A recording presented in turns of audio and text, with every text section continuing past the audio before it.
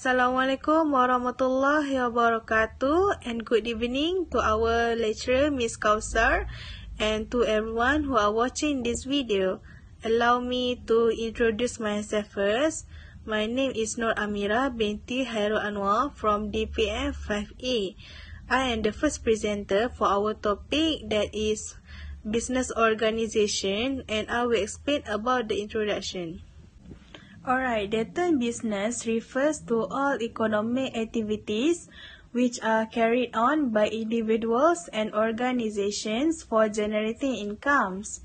It is concerned with the production and distribution of goods and services for earning the profit.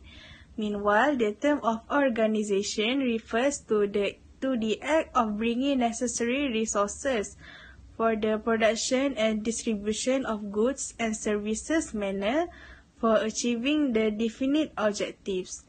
Hence, the term of business organization refers to the act of bringing resources and utilizing them in the best possible manner for the production and distribution of goods and services in order to earn profit through the service and satisfaction of the customers. It is concerned with the proper management of available resources for achieving the specified objectives of the business. The resources can be managed either by an individual or an government. Furthermore, business organizations can be established in various forms. It can be established and managed by an individual, government, and other parties.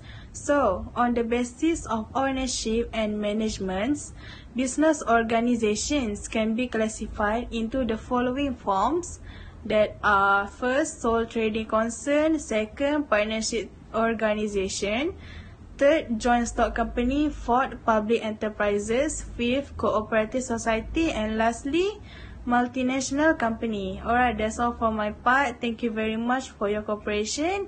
Now I will pass to my friend to continue the presentation. Thank you. Hi and Assalamualaikum warahmatullahi wabarakatuh to my lovely lecturer and to all my friends. Okay, today I will present about the nature and the purpose of business organization. Firstly, I will discuss about the nature of business. In Malay is sifat-sifat perniagaan. Sifat perniagaan merujuk kepada pekerjaan di mana barang dan perkhidmatan dihasilkan dan dijual sebagai pertukaran wang, dan ia dilakukan secara berkala dengan tujuan utama untuk memperolehi keuntungan. Antara contoh aktiviti perniagaan ialah seperti pelombongan, pembuatan, perdagangan, pengangkutan, penyimpanan, perbankan dan juga insurans. Saya akan terangkan definisi daripada dua orang ini, iaitu Timms dan juga Mullins. Yang pertama, definisi umum daripada Timms 2011. Perniagaan bermaksud perusahaan komersial atau pertubuhan yang melakukan perdagangan barangan dan perkhidmatan. Manakala definisi umum Mullins 2010, organisasi bukan keuntungan juga boleh dianggap sebagai perniagaan. Dan seterusnya, saya akan bagi sedikit tentang sifat perniagaan, iaitu perniagaan juga boleh dianggap sebagai aktiviti ekonomi yang mesti menumpukan pada pengeluaran dan pengedaran barang dan perkhidmatan secara berterusan atau berkala untuk tujuan memenuhi keperluan masyarakat. Implikasinya, perniagaan mesti melibatkan pengeluaran dan pengedaran barang dan perkhidmatan yang berterusan untuk membuat keuntungan.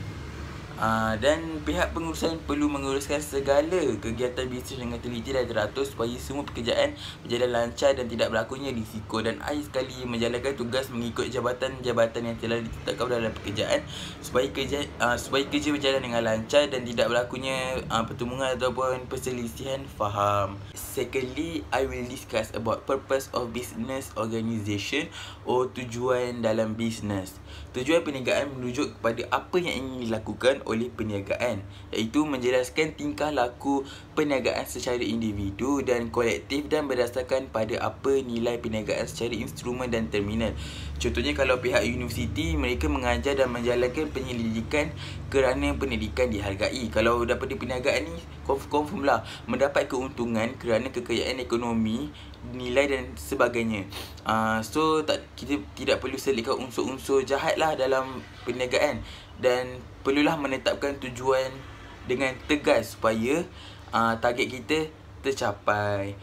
Seterusnya, tujuan aktiviti perniagaan juga adalah untuk mengenal pasti dan memenuhi keperluan dan kehendak orang dengan tujuan keseluruhan memperoleh keuntungan. Dan dalam perniagaan ni kita boleh menggunakan kaedah 5 wife and 1 husband, iaitu with, who, what, when dan juga how.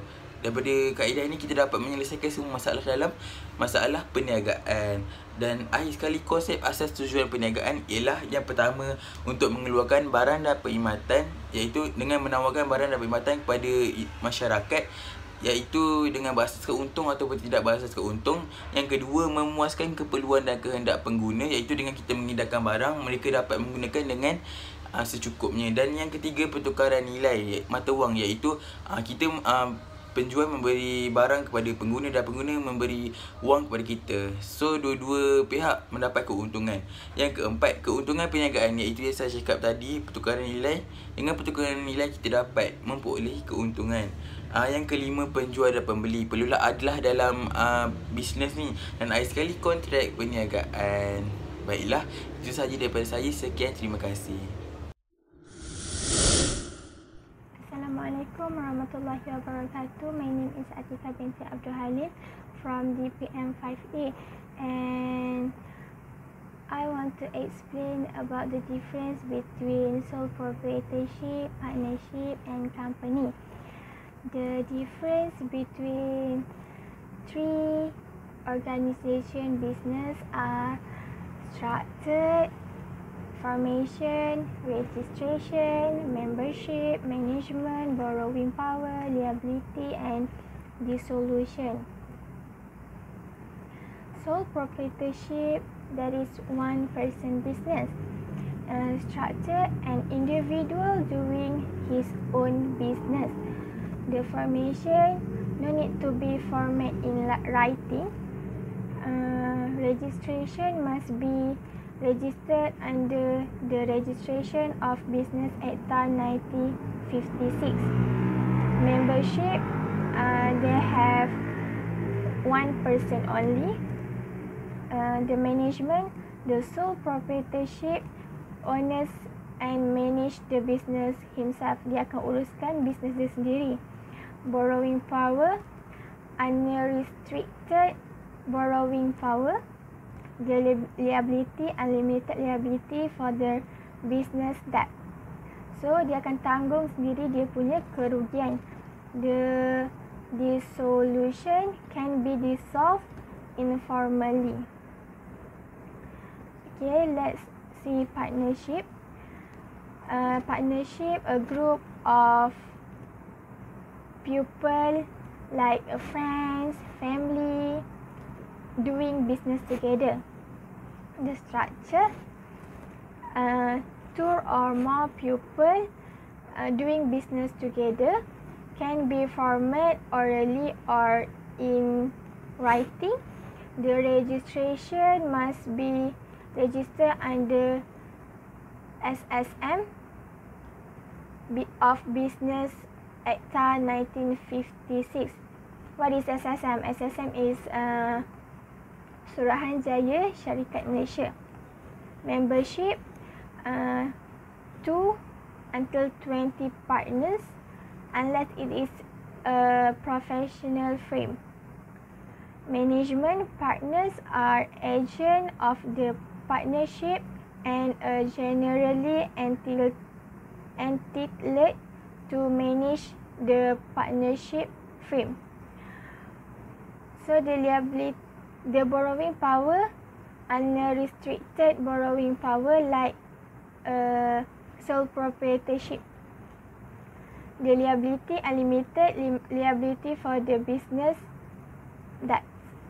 Okay, the dissolution can be dissolved informally. So lastly is difference to company. Structure, a legal entity split from its member. Formation must be formed in writing, memorandum, article and an article of association. So the registration same like all business, must be registered under the SSM under the Companies Acta 1956. The membership don't have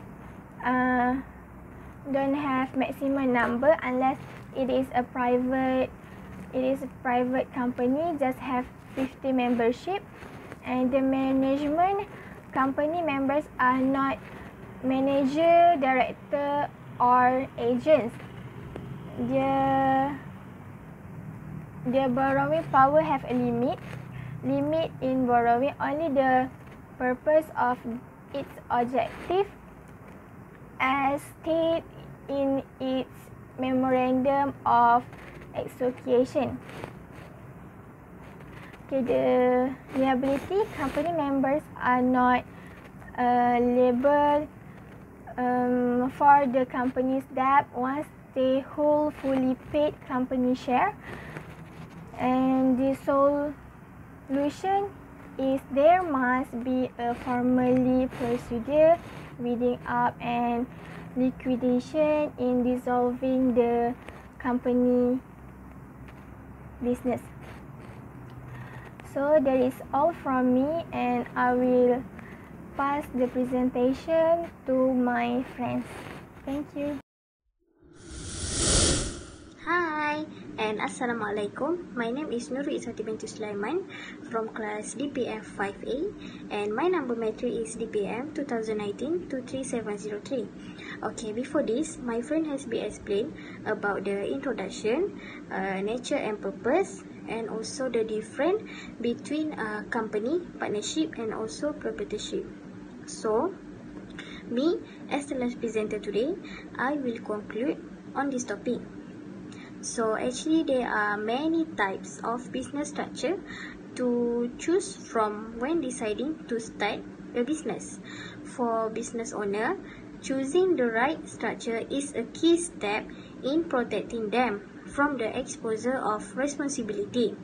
They have 5 common business structures examined in relation to the disclosure of responsibilities that business owner may expect. Also, analyze the steps that can be taken by business owners to limit the disclosure of responsibilities for each type of business. After that, the organizational structure is examined for the purpose business. This examination covers the advantage and disadvantage in choosing this type of business structure. Finally, the information provides a basic understanding of how business structure can influence the disclosure of responsibilities. That's all explanation from all of us. So we hope that the knowledge we impart can benefit all of you. Thank you so much to everyone who watch our video until the end, and don't forget to like and share this video. Okay, bye.